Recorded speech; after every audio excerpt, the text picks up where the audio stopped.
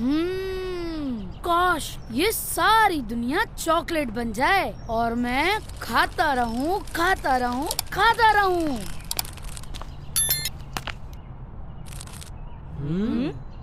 बबलू भाई, कचरा बाहर फेंकना बहुत बुरी बात है। गुलाम रसूल भाई, इतना सा रैपर ही तो है। ये इतना इतना करके ही इतना सारा बन जाता है। बबलू भाई, आप इमेजिन करें, अगर सब इतने इतने रैपर बाहर फेंकते रहे तो दुनिया में हर तरफ कचरा ही कचरा नजर आएगा। हमारे प्यारे और अल्लाह के आखिरी नबी हजरत मोहम्मद सल्लल्लाहु तआला अलैहि वसल्लम ने हमें सिखाया है कि अत्तुहूरु निस्फुल ईमान, पाकीज़गी यानी सफाई निस्फ ईमान है। हमें हमेशा अपने ईमान, अपनी जान और अपने आसपास को बिल्कुल साफ रखना चाहिए।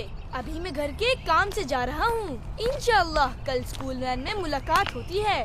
बबलू भाई, आपको कब अकल आएगी? बबलू भाई अभी आप सबके लिए बहुत सारी अकल लेकर आ रहे हैं। बबलू भाई, ये किस खुशी में? मीठा किसी खुशी में कब खाया जाता है? मीठा खा के खुशी मिलती है। नुमान भाई, बाबा ने सबके लिए भिजवाई है। मैं नहीं खाऊंगा। अम्मी कहती हैं ज्यादा मीठा खाने से दांत खराब हो जाते हैं। आपकी अम्मी बिल्कुल ठीक कहती हैं। अच्छा हुआ मुझे एक और मिल गई। बबलू भाई, इतना मीठा खाना सेहत के लिए अच्छा नहीं है। डॉक्टर्स कहते हैं चीनी सफेद जहर है। मुझे तो मीठा बहुत पसंद है। मेरा बस चले तो मैं चीनी का डब्बा अपने साथ साथ लेके फिरता रहूं और एक चम्मच के बाद दूसरा चम्मच, दूसरे के बाद तीसरा, खाता जाऊं, खाता जाऊं, खाता जाऊं। बबलू भाई, अपनी सेहत तो देखें। ज्यादा मीठा खाने से ही लगता है आप इतने फूले हुए हैं। मैं फूला हुआ नहीं हूँ सैद भाई, ये ताकत है, ताकत। तो फिर हो जाए मुकाबला। हो जाए। ये 1 2 3 और लगाए बबलू भाई, जोर लगाए नुमान भाई। चीनी कम खाए, ताकत बढ़ाए।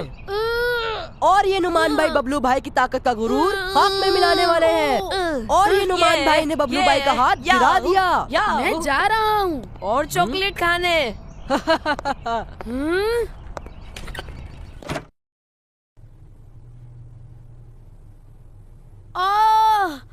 अय अम्मी, मुझे दर्द हो रहा है। उफ, अब्बू, मुझे दर्द हो रहा है।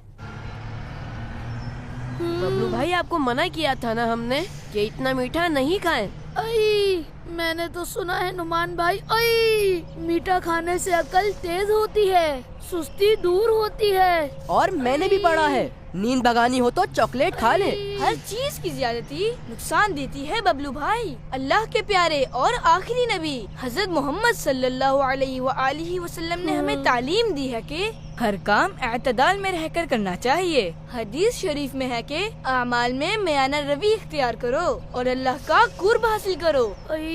एतदाल का क्या मतलब है गुलाम रसूल भाई? एतदाल का मतलब है बैलेंस। हमें अपने सारे कामों में बैलेंस रखना चाहिए।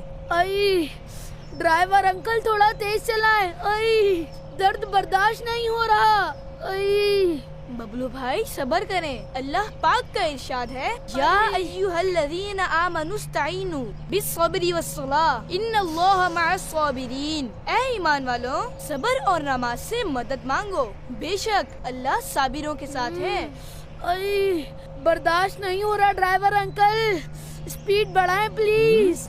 उफ, देखें बबलू भाई, अपनी वजह से किसी और को मुश्किल में नहीं डालते। आपको पता है तेज रफ्तारी से रोजाना कितने एक्सीडेंट होते हैं? अभी तो मेरे मुंह में एक्सीडेंट हो रहे हैं, अब तो दिमाग में भी गाड़ियां टकरा रही हैं। बबलू भाई, आप दांत साफ नहीं करते ना, इसलिए हो रहा है इधर। करता तो हूँ, अभी परसों ही तो साफ किए थे। परसों?